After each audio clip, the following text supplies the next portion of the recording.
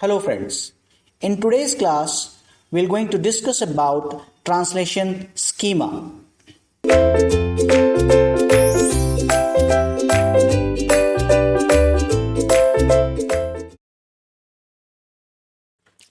Welcome again, and this is the next topic that we're learning is the translation schema. Okay, so this is also one of the way of doing this as syntax directed translation. Okay, so this is another way of doing this, performing this syntax directed translation. Okay, so definition wise, first we'll talk about this definition, and then we'll see how does it work. So a translation schema is a context-free grammar. Okay, so now it is nothing but a context-free grammar in which program fragment, that is the second key term. First is it's a CFG, and second key term is your program fragment called semantic action. So recall that previously what we had is the semantic. We had semantic rule. And here it is somewhat different, and that is nothing but your semantic action. Okay, so it's a semantic action are embedded within the right hand side of the production. Okay, so they are part of, or it is embedded within it, right hand side of the production. A translation schema is like syntax directed definition, except order of the evaluation of the semantic rule is explicitly shown. Okay, so it is part of this, and order is explicitly shown over here. So this is an example that I have taken, and recall again that this part is nothing but CFG, but within the CFG you also find that there is some printf statement, print num.values are there. Okay, so these are program fragment, and this is nothing known as but semantic actions. Okay, so these are nothing but semantic actions. So this thing we called it as a translation schema.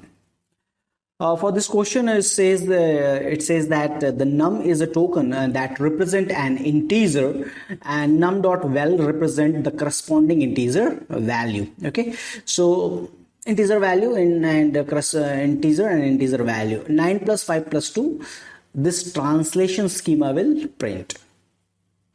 So very simple question is there, and what we need to do is we have to draw again our whatever we do basic, and that is nothing but draw the parts tree. So we'll start our construction by drawing this parts tree.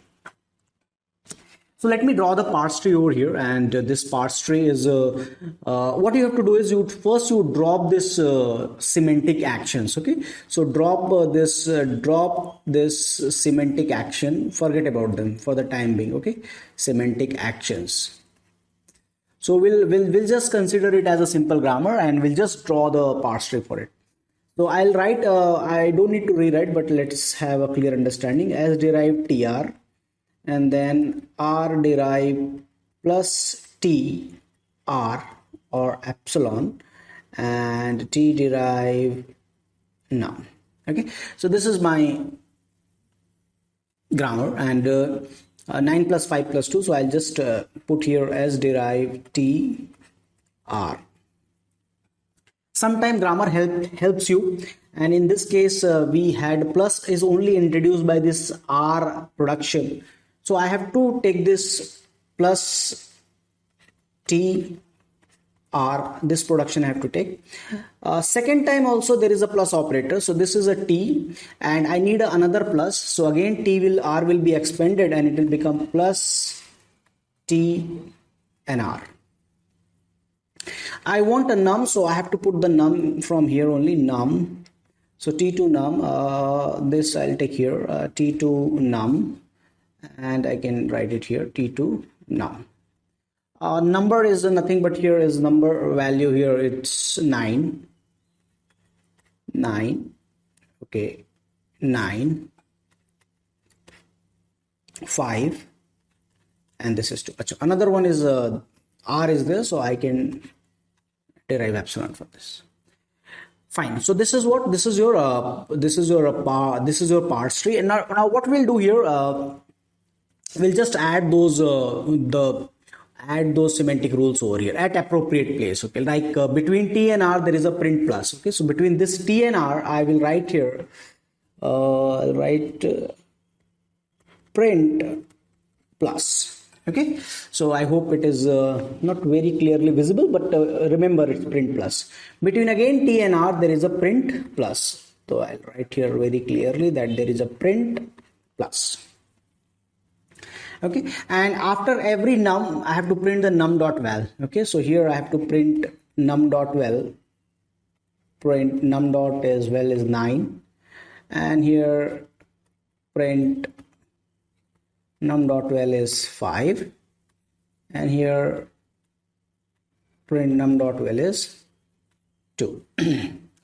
So we are done with this. So what I have done here is I have drawn the parse tree, and after that I have added those semantic action at appropriate place. Now what we need to do, whatever we have done earlier for this analysis, we have to perform def first search, DFS, for the children evaluating left to right, and whenever there will be a semantic action, okay, whenever there will be a semantic action, what we'll do, we will evaluate it. Okay, evaluate it. Okay, so now start traversing left to right manner. So now I'll take let's say somewhat light gray. Okay, so now I'll just take this is the order, and here I'll come here and I'll go to this child and let's say print 9. So I'll print the value 9. Then we are done with this part. I'll come to this plus like here like this, and then I'll go to 5 and then I'll say print 5, print 5, 9 5, and then after this I'll go here and this is print plus this part. Okay, so 9 5 plus, and then I'll come back here and then I'll traverse this num, and then I'll say print plus, so 9 5 plus 2, and then finally I will move over here and then finally epsilon, and this is print plus, so 9 5 plus 2 plus. Okay, so that is a translation schema that will be printing 9 5 plus 2 plus. Let me write it clearly, and this translation schema is nothing but the, what I can say, it's a nothing but postfix expression. Okay, so it is a translation schema for postfix expression.